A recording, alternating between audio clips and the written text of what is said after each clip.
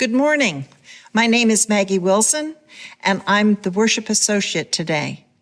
Welcome to the Unitarian Universalist Church of the North Hills. Whether you've been with this church a decade or more, or this is your first time visiting, we welcome you. Whatever the faith and traditions of your past, we welcome you. Whatever your theological stance, we welcome you. Whoever you are, whomever you love, we welcome you. Whoever you are, whatever your journey has been, we welcome you. Newcomers and guests are always welcome to participate in any of our church activities. If you'd like more information about our church or Unitarian Universalism, please talk to our minister, Reverend Jane Thixton. You can find her contact information on our website. Be sure to join us for coffee hour following the service. The Zoom link will be posted in the YouTube chat at the end of the service. We will be breaking into small groups for better conversation. For anyone new who is interested, we can have a virtual Meet the Church session after a Sunday service, where you can meet others and learn about Unitarian Universalism. If you are interested, let us know by emailing the office, and we'll schedule a session when we have 3 or 4 people signed up. Zoom with Reverend Jane will be held this Tuesday, the 26th, from 3:30 to 4:30. The link is on the website. The annual congregation meeting will be on Sunday, June 14th by Zoom. There will be opportunities before that to discuss items on the agenda. Again, welcome to the Unitarian Universalist Church of the North Hills. It's good to be together, even virtually.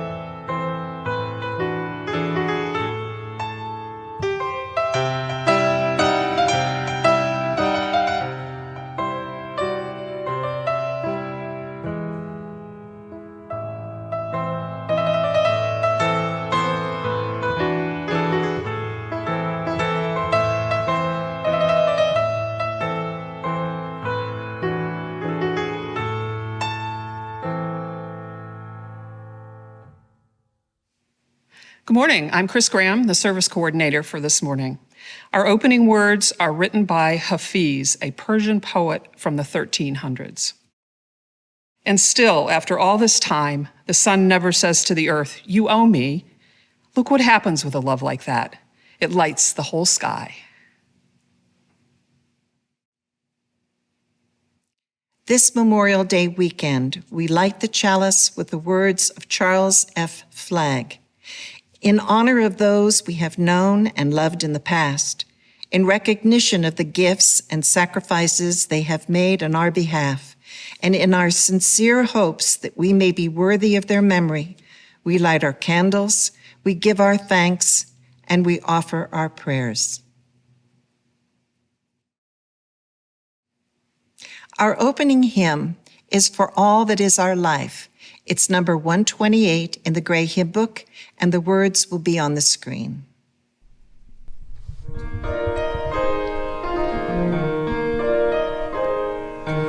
all that is our life, we sing our thanks and praise. For all life is a gift, which we are called to use to build the common good and make our own days glad. For needs which others serve, for services we give, for work and its rewards, for hours of rest and love, we come with praise and thanks. For all that is our life. For sorrow we must bear, for failures, pain and loss, for each new thing we learn, for fearful hours that pass, we come with praise and thanks. For all that is our life. For all that is our life, we sing our thanks and praise. For all life is a gift, which we are called to use to build the common good and make our own days glad.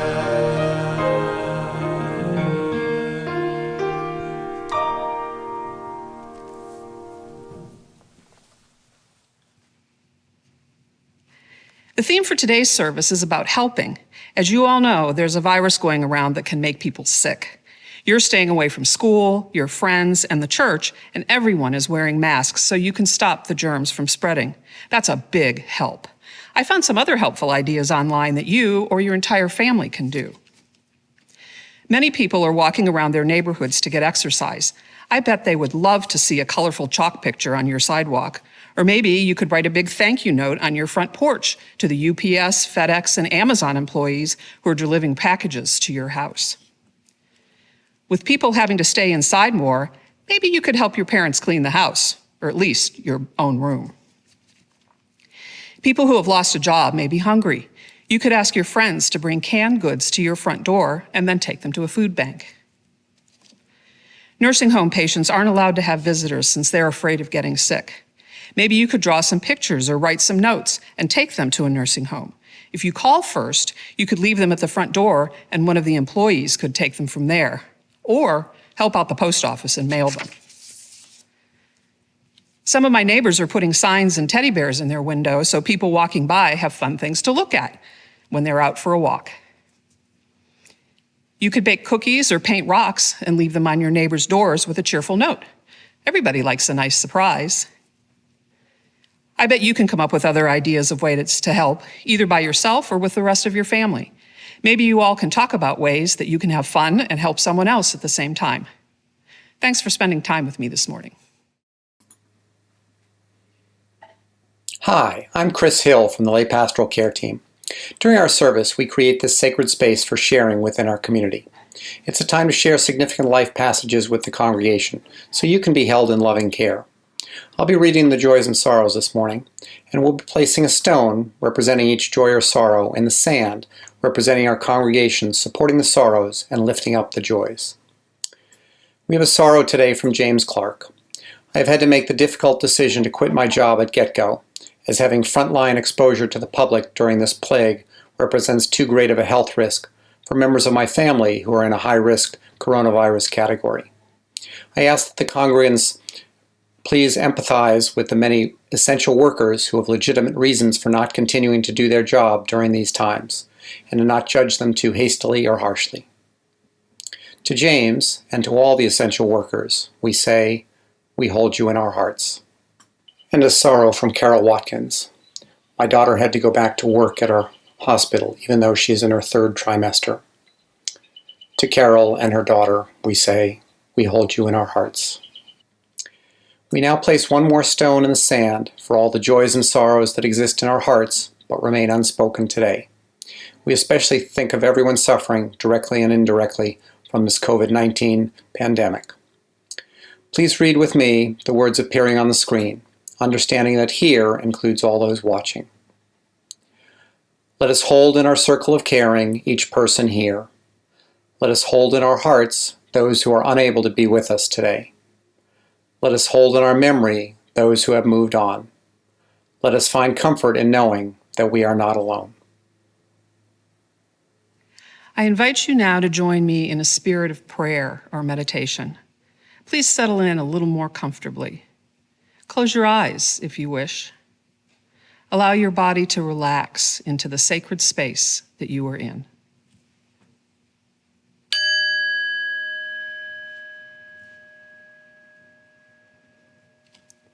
Feel that? Each breath, every inhale, exhale, we are living, breathing, connected. We are the whole, complete, beautiful selves that we were born to be. Feel that in your bones, in your muscles, in your heart and your blood. That is the extraordinary you, the you who was born for this time, this place, this moment. Feel that? The struggle, the worry, the pain, the loss, the grief. It is still you. You are still whole, complete, beautiful, extraordinary. Feel that. Let us pause for a few moments in silent reflection of those words by Gwen Matthews.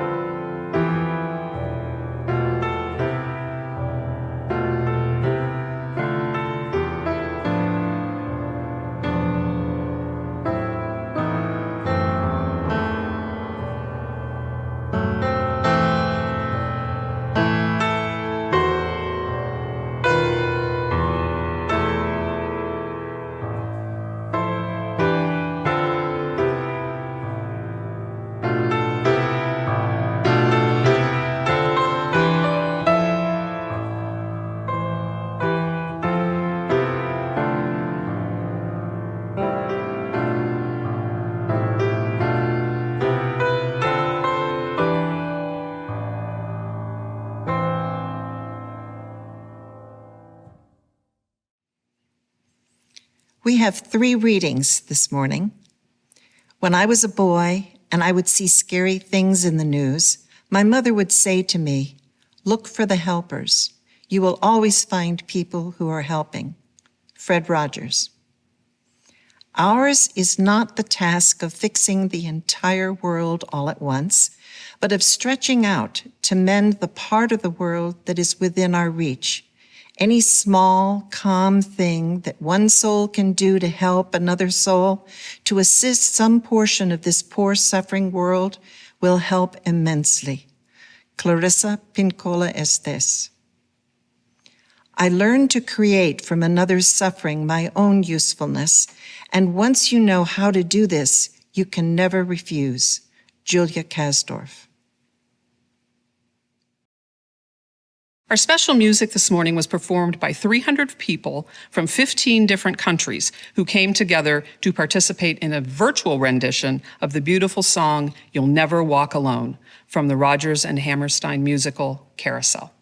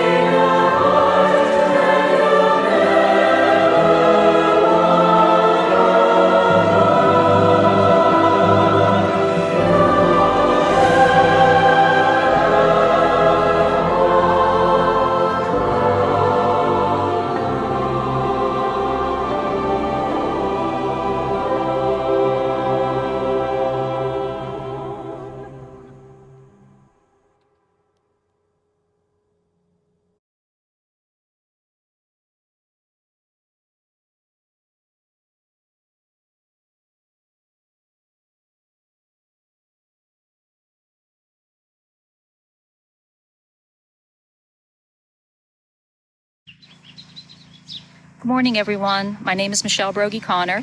I've been attending UUCNH for about 11 years now, and I was invited by our Sunday service team to talk today. So I thank them for the invitation and the opportunity. I fall under the category of jobs that have been deemed essential during this pandemic, and I've been asked to talk a bit about what these past couple months have been like from a nurse's perspective.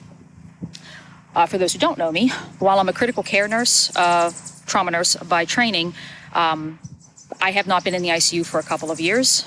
Instead, I work in our education department, training our staff nurses. Now, with many of our classes canceled or significantly downsized in order to comply with CDC regulations, we found ourselves suddenly readjusting everything to make sure that we could safely and effectively train our newly hired nurses. But we were also preparing for the possibility that we were going to need all hands on deck. So I and several others underwent some refresher training so that we could be pulled to the ICU bedside again in the event that additional nurses would be needed. So far, our staffing's been adequate to handle the COVID load that we have been receiving. So we have not yet been called to the bedside, but that could happen. But with the developing pandemic, many of our hospitals developed COVID command centers to serve as a resource for the staff, to answer questions about the evolving policies and procedures, to distribute PPE where needed since we had to ration, to test and track our patients for COVID, and to safely transport lab samples, et cetera, et cetera. So I've been spending a lot of my time these past couple months in the command center. It's actually been a wonderful learning opportunity, seeing how a crisis is managed behind the scenes and how many moving parts there really are in a situation like this. But it has been busy. Unlike so many others, including my husband and children who have been working and schooling from home, I'm always leaving the house to go to work. In fact, I've been working about double my usual hours these past couple months. So it seems like everyone is stuck at home going stir crazy, and sometimes all I want to do is just go home. But nevertheless, I am gratified for what service I can offer to my healthcare teams. Speaking of our healthcare teams, throughout this whole pandemic, I've heard and seen doctors and nurses are heroes everywhere, from commercials to billboards to social media posts. And I wanted to talk a little bit about that. I understand that phrase is meant to convey gratitude, and we do appreciate being appreciated, but it also has some subtle implications that we should be mindful of. Firstly, doctors and nurses are not the only people helping these patients, all patients, not just our COVID patients. That really needs to be acknowledged. Healthcare it's a village. It's a team sport. It takes so many of us to actually provide the care that our patients need.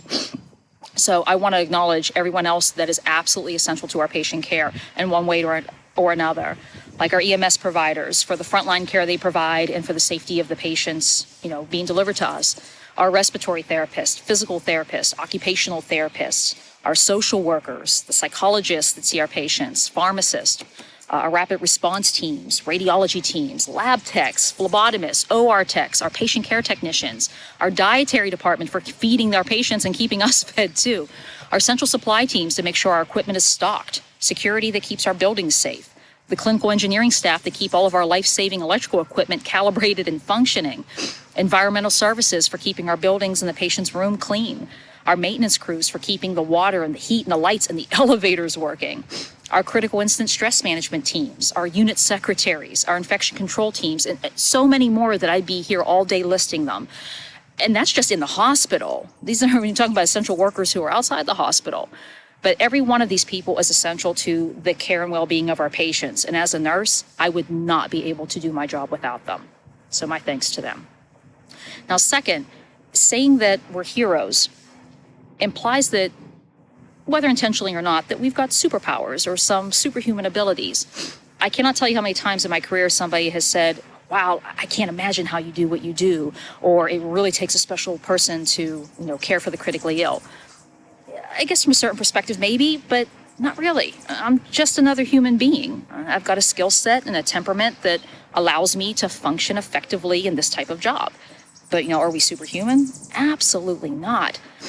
There's this fanciful notion that those in medical professions or fire, EMS, police, security, parents, teachers, that we would just willingly sacrifice ourselves for those that we care for and protect. And that's not entirely true. We do the job that we signed up for. We know what we're getting into. But we also have to take care of ourselves first and foremost, because how can I protect someone or care for them if I'm depleted? What kind of care am I going to provide if I'm sleep deprived or overworked, or if I'm emotionally spent? How can I possibly care for a critically ill patient if I've contracted the same disease and now I'm a patient too? The point is that society loves to romanticize the idea of self-sacrifice. They call us heroes for it. And we can honor that concept, but it's dangerous to glorify self-sacrifice. There's a fine line between self-sacrifice and self-neglect. And as healthcare workers, we can forget that it's okay for us to tend to our own needs as well. So in short, please do acknowledge and thank the essential workers that you come across, whether it's a healthcare worker or your mail carrier or the cashier at the grocery store, or so many others who are still working to keep us afloat. Just remember that the term essential worker goes so far beyond doctors and nurses. And at the same time, remember that our healthcare professionals are merely human, not superhuman, and help us, by doing what you can to protect yourself, protect others, and slow the spread. I was also asked to speak a bit about the good and the bad of what I've witnessed in these past months. And I don't want to spend too much time on the bad. I know most of us try to stay informed, and many of us are aware of all the online conspiracy theories that range from ridiculous to dangerous, social media tirades about socialism and being brainwashed and handing our freedom over on a silver platter and watching people panic shop and stealing PPE from hospitals, and that frequent disconnect between what scientists are telling us and what the administration is telling us. So I guess what I'd like to say about that is that as hard as it may be sometimes, whether you encounter, someone who seems to have views that are completely opposite of yours, take a moment and just try to see things from their perspective. Now, stay with me here, because I can already hear a few of you guys muttering. This is something that I learned as an ICU nurse. In the ICU, when patients or their family members lash out at us, it's almost never out of anger or malice or just being a miserable person, but it's almost always out of fear. So when I see friends and family, beloved people to me, posting things on social media that are bordering on just lashing out or calling someone stupid for believing the opposite thing or whatever, I try to be patient and I try to remember, and I fall short sometimes, but I try to remember that these are not vicious people. I know these people. They're afraid. Some are afraid that they're going to have to close their family business. Some are afraid that they're not going to have enough money to feed their families, or they're going to have to deplete their savings in order to do so. Some are afraid that their job won't be waiting for them when the lockdown ends, or that they're afraid they could contract the virus or pass it on to a vulnerable person if they leave their house too frequently. Some are afraid that, giving up some freedoms for the greater good is going to turn into some slippery slope where all of our freedoms are taken away. Some are afraid that their loved one in the hospital might die without family being there because they're not allowed to come to the bedside safely. Their whole world's been turned upside down. All of ours has. And a lot of people feel like they've got no control over anything anymore. And their knee-jerk reaction is to dig in their heels and resist anyone taking away any more of their freedom. Now, I know this doesn't describe everyone who posts things on social media that make me want to just throw my computer out the window, but it does describe many of them. And I'm trying to remember that this pandemic is affecting all of us differently and at different levels. A quote that I love, and I cannot find the author, but you can Google it, basically says, I heard that we're all in the same boat, but it's not like that. We're all in the same storm, but not in the same boat. Your ship could be shipwrecked, and mine might not be. So I try to be mindful of that. Is it tough being a healthcare worker during a pandemic? Sure. But I have a paycheck, so I realize that my experience is not the same as everyone's. All right, enough of the heavy. Now for good things that I've experienced during the lockdown. I have seen chalk drawings on sidewalks thanking essential workers of all kinds. I have seen thank you notes taped to trash cans and doors and mailboxes thanking our waste management personnel and our food delivery workers and our mail carriers for doing what they do. I've experienced local restaurants donating entire vans full of prepared, individually packaged meals to the hospital that then we then take around and we distribute to all the various workers in the hospital. I have seen tables set out in our neighborhoods with food and dry goods with signs saying, take whatever you need.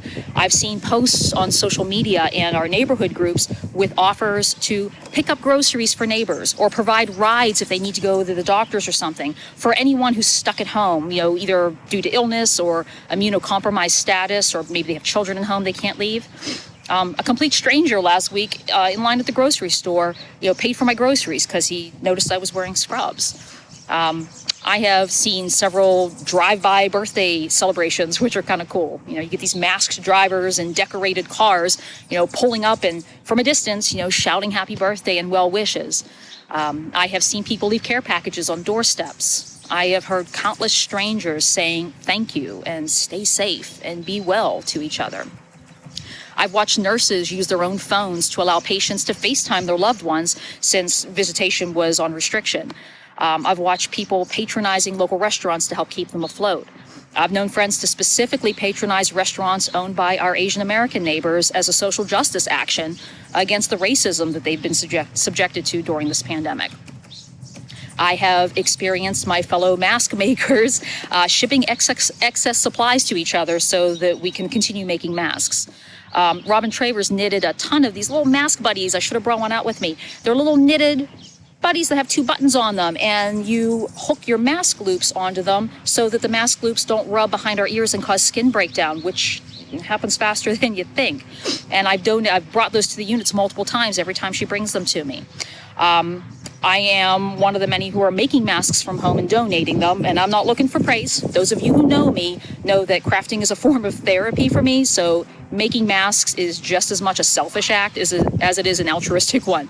But when I ran out of cloth, several friends, including Barb Dre and Julie Kant and friends and family that you don't belong to our church, all started sending me material or telling me to pick up material from their porch. And Bernita Clover has been fantastic at taking the masks that we're making and, shipping them out to everybody who has requested one. These are all small acts of kindness and compassion, but they add up so fast. We don't need to move mountains to make a difference. We all make a difference in our own small ways. We're all heroes. So I'm going to close this out with one of my favorite readings. I have it posted in my office. It's number 457 in our hymnal. It's a quote by Edward Everett Hale. He's an American author and Unitarian minister, but it speaks to me on so many levels, and I love it. It says, "I am only one, but still I am one. I cannot do everything, but still I can do something. And because I cannot do everything, I will not refuse to do the something I can do." So stay safe, be well. Thank you, guys. Good morning. I'm Kathy Key, and I'd like to share with you some of my experiences over the past few months. I'm a physician, board certified in family medicine and also hospice and palliative care. I currently work as the medical director of hospice for the Visiting Nurses Association of Western PA, VNA, and also as a provider for MedExpress Urgent Care.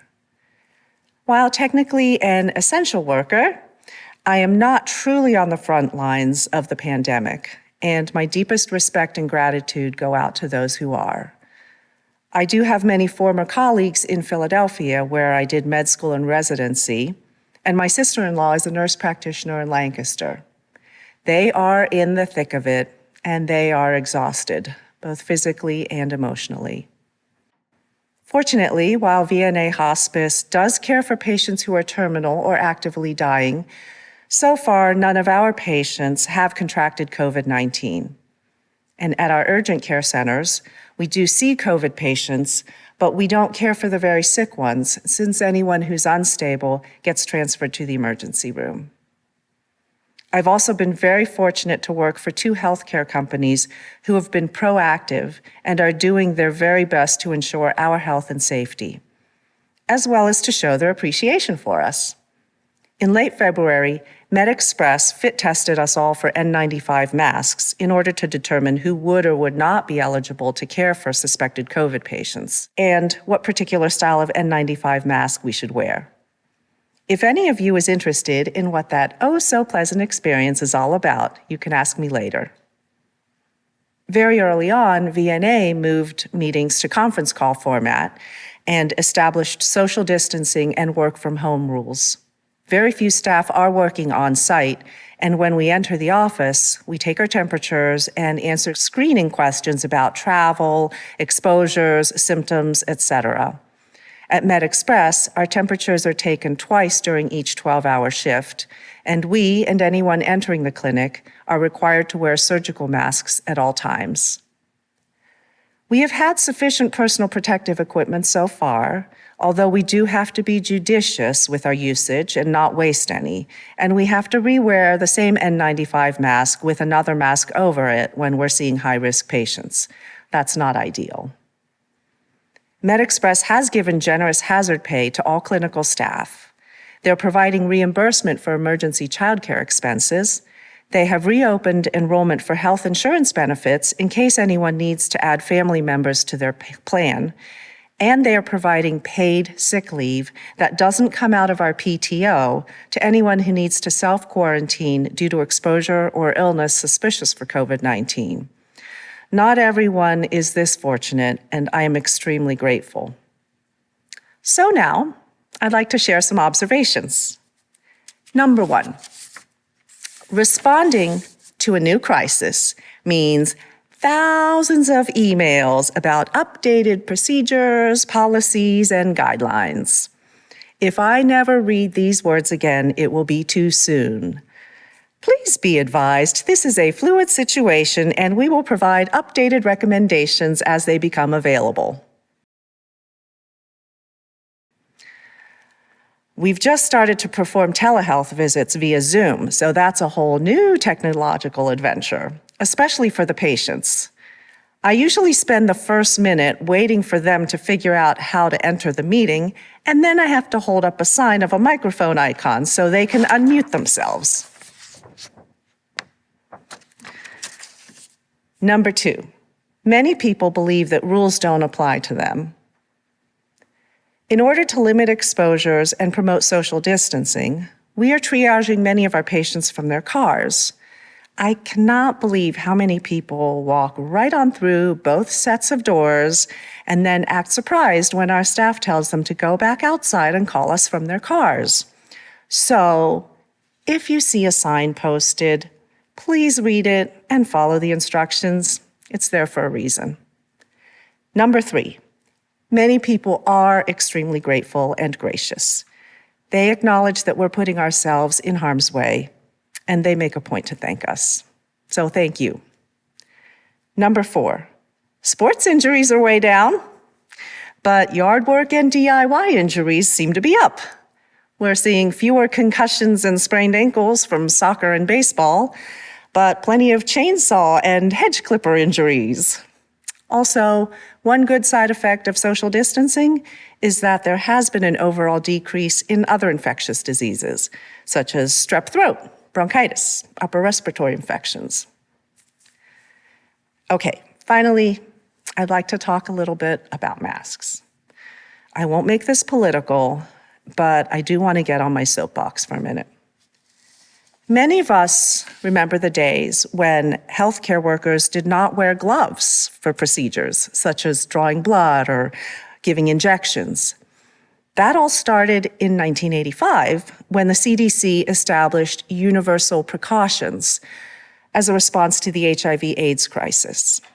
This means that we treat everyone's blood and body fluids as potentially infectious. During my training in the late 80s and early 90s, many people complained that gloves were awkward or uncomfortable, or they couldn't feel veins as well. And anyone who has ever put in an IV or drawn blood has certainly had the embarrassing experience of getting our gloves caught inside the tourniquet and awkwardly yanking our hands out to free ourselves. But guess what? We all got used to gloves, and we'll get used to masks too. Sure, masks can make it feel hard to breathe, but you know what else makes it hard to breathe? COVID-19. So suck it up, you can do it. And finally, as always, it helps to have a sense of humor. Thank you.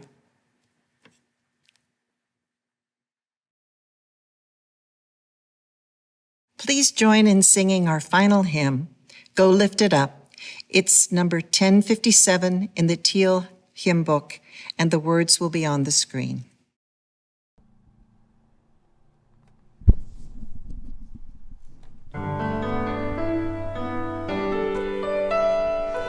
Go lift it up, love bless your way, moonlight, starlight, guide your journey into peace.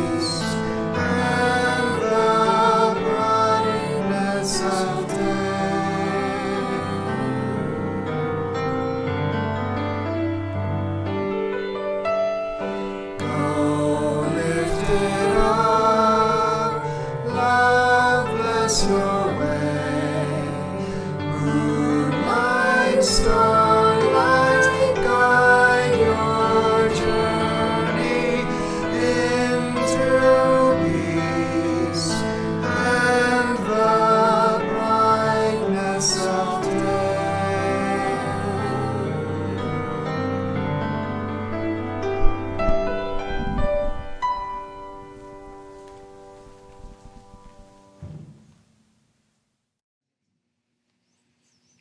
We know that our financial contributions to this congregation come from sacrifice and hard work. We are so grateful for this and commit together to ensure the funds we gather collectively do a greater good for ourselves and our world than they could have done alone. The morning offering will be taken by your going to the uucnh.org website, finding the link in the upper right-hand corner that says Donate, and making a contribution equivalent to what you would be putting in the plate, or more. May we give today in love and in hope.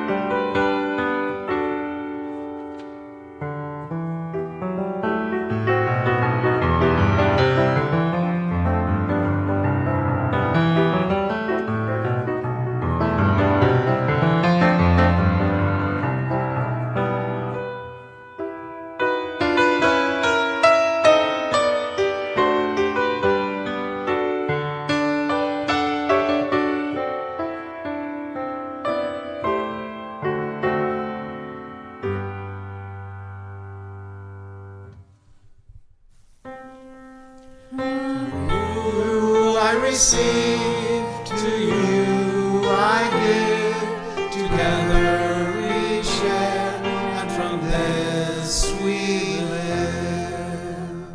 Please join me in saying the dedication of the offering. The words will be on the screen. May these gifts and the work of our hands and hearts give power to all we stand for as a community of faith. Our closing words this morning are by John Wesley. Do all the good you can, by all the means you can, in all the ways you can, in all the places you can, at all the times you can, to all the people you can, as long as ever you can. May it be so.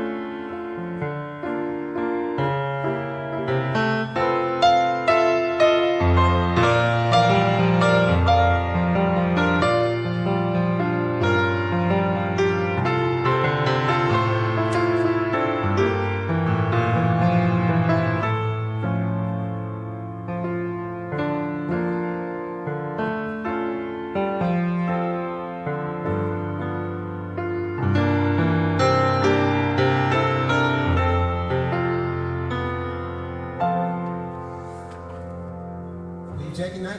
Yeah.